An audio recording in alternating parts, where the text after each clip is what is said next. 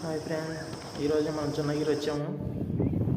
చూడు చీరల్లో అంతా జనాలు, ఎక్కడ చూసినా జనాలు వెతుకుతూనే ఉన్నారు. వజ్రాల వేటకు ఎక్కడ చూసినా జనాలే,